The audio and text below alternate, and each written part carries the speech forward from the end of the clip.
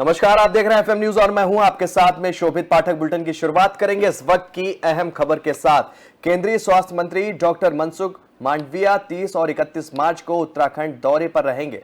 बता दें कि 2 दिवसीय भ्रमण के दौरान वे 30 मार्च को सीमांत जनपद चमोली के मलारी गांव में प्रवास करेंगे, तो 31 मार्च को दून मेडिकल कॉलेज में 500 बेड के अस्पताल का शिलान्यास भी करेंगे।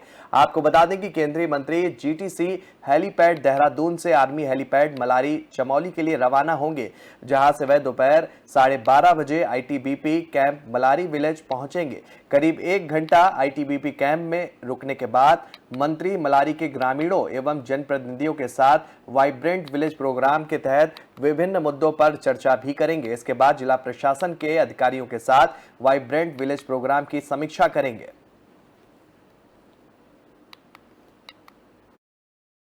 मंत्री मनसुख मांडविया जी का 2 दिवसीय प्रवास दौरा उत्तराखंड में है और निश्चित रूप से बहुत सारी योजनाओं का शिलान्यास करने वाले हैं, कई योजनाओं का लोकार्पण करने वाले हैं और एक रात्रि हमारा जो सीमांत गांव है मलारी, उसमें भी वो वाइब्रेंट विलेज के तहत वहां पर रात्रि निवास करेंगे। वहां पर कार्यकर्ताओं से मिलेंगे, वहां के ग्रामीणों से मिलेंगे, जनप्रतिनिधियों से मिलेंगे कि किस प्रकार से सीमांत क्षेत्रों में स्वास्थ्य सुविधाओं को हम बेहतर कर सकें, मजबूत कर सकें, इसमें चर्चा करेंगे। और दून मेडिकल कॉलेज का 500 बेड का जो अस्पताल है उसको भी लोकार्पण करेंगे। तो बहुत सारे उनके कार्यक्रम में कोई केंद्रीय मंत्री अगर जो प्रदेश प्रवास में आता है तो निश्चित रूप से राज्य को उसका लाभ मिलता है और हमारे प्रदेश के तमाम जो नेता हैं, हमारे मुख्यमंत्री हैं, हमारे स्वास्थ्य मंत्री हैं, आने वाले समय में और भी बेहतर सुविधा स्वास्थ्य के क्षेत्र में हमें मिल सके, इसके लिए भी हम उनसे चर्चा परिचर्चा कर अपनी बात रखेंगे और आने वाले समय में उत्तराखंड बेहतर राज्य बन सके,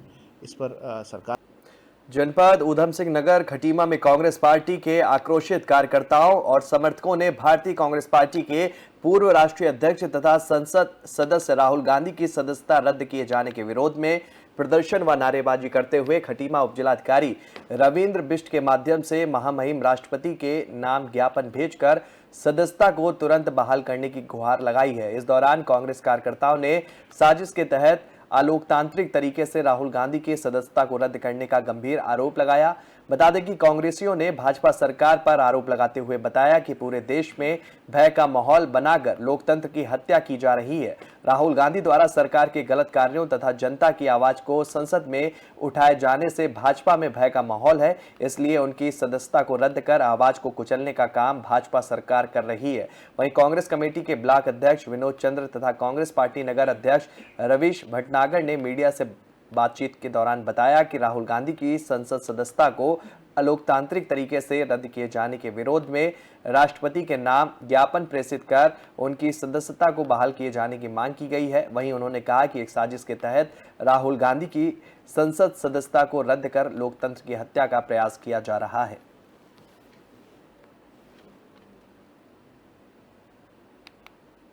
आज जैसे कि सबको मालूम है कि राहुल गांधी जी की लोकसभा सदस्यता निरस्त की गई है, उसके खिलाफ हमने आज उसके विरोध में एक ज्ञापन दिया है महामहिम राष्ट्रपति जी को, जो हमने उपजिलाधिकारी के माध्यम से भेजा है। पूरा देश जानता है कि आज लोकतंत्र की हत्या करने की साजिश भारतीय जनता पार्टी की सरकार रच रही है।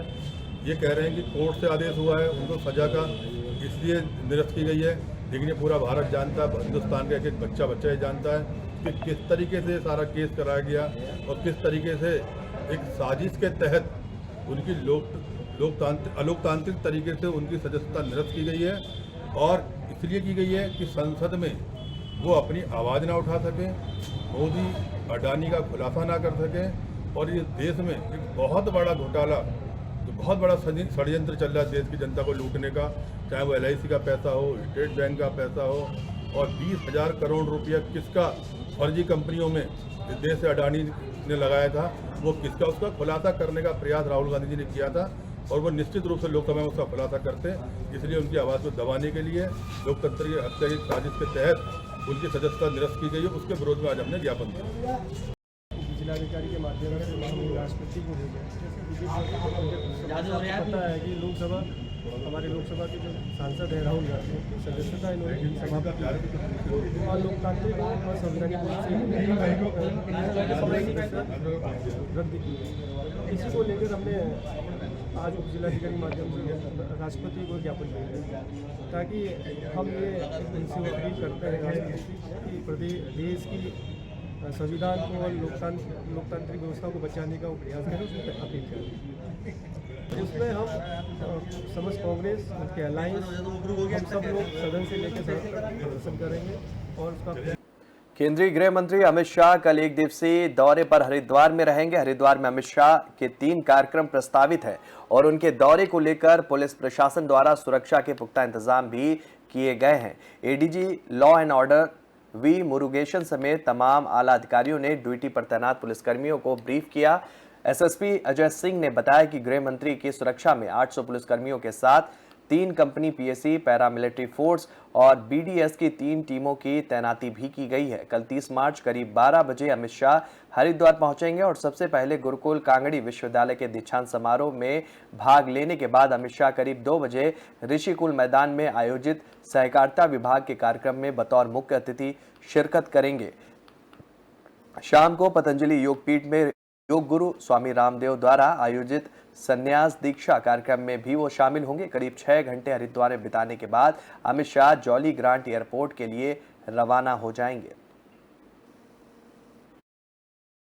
अमित शाह जी का कार्यक्रम इस तरह का कार्यक्रम माननीय केंद्रीय गृह मंत्री जी का जो है कल हरिद्वार का प्रस्तावित भ्रमण कार्यक्रम है, इसमें 3 स्थानों पर उनका प्रोग्राम है। इसमें एक पतंजलि योगपीठ का प्रोग्राम है, साथ ही गुरुकुल कांगड़ी में और ऋषिकुल में भी कोऑपरेटिव का प्रोग्राम रखा गया प्रस्तावित है, जिसमें वो करीब 12 बजे करीब उनके आने का और शाम के 6 बजे प्रस्थान है। इसमें तीनों प्रोग्राम में करीब 1 से सवा घंटे का निर्धारित किया गया है, क्योंकि इसमें उनके प्रोग्राम जो लगे हुए हैं उसमें सरकारी प्रोग्राम भी है और साथ ही साथ पतंजलि और गुरुकुल कांगड़ी में भी है। तो इसको देखते हुए हमारे एडीजी लॉ एंड ऑर्डर और अन्य सीनियर अधिकारीगण द्वारा भी यहाँ फोर्स को ब्रीफ किया गया है और इसमें अभी रिहर्सल की जाएगी और रिहर्सल के बाद सभी ड्यूटियों को इसमें जो है लगाया जाएगा। तो सारी व्यवस्थाओं के लिए हमने इसमें जो फोर्स की आवश्यकता थी, इसमें हमारे अधिकारीगण थे, उसमें करीब 1500 करीब फोर्स इसमें डिप्लॉय की गई है। साथ ही हमने 3 कंपनी पीएससी को भी इसमें अलग से आउटर कॉर्डन में सुरक्षा के लिए लगाया गया है। तो सभी व्यवस्थाएं की गई, इसी को लेकर ब्रीफिंग की गई है और इसके बाद रिहर्सल की जाएगी। अल्मोड़ा पहुंचे कांग्रेस के नेता व पूर्व सांसद प्रदीप टमटा ने G20 को लेकर बड़ा बयान दिया है। उन्होंने केंद्र सरकार पर निशाना साधते हुए कहा कि G20 में भाजपा ने अपना एजेंडा चला दिया है। साथ ही उन्होंने कहा कि G20 में असज भारत के प्रतीक चिन्ह के साथ आजादी के तिरंगे को भी हटा दिया गया है। उन्होंने भाजपा सरकार पर आरोप लगाया कि भाजपा ने इतने बड़े प्रोग्राम में अपना झंडा लगाकर सिर्फ अपना एजेंडा चलाकर मनमानी की है। देखिए, G20 का एक बड़ा, मैं आज अखबार में ज्ञापन देख रहा था। हम मानते हैं अगर हमारे इस प्रदेश के पर्यटन के इसको विकास के लिए आगे बढ़ाया होता है। G20 के उसमें आपने हमारा भारत का जो प्रतीक चिन्ह है वो भी गायब हो गया, अशोक की लाइट गायब होगी, 3 रंगों का झंडा जो स्वतंत्रता संग्राम का प्रतीक था वो गायब हो गया, बीजेपी का कमल खिल गया और बीजेपी का झंडा आ गया है। तो आपने भी G20 के इवेंट को भारतीय जनता पार्टी का इवेंट बना लिया। अब क्या उसको राज्य की या देश की उपलब्धि कहें? देखिए, G20 का एक बड़ा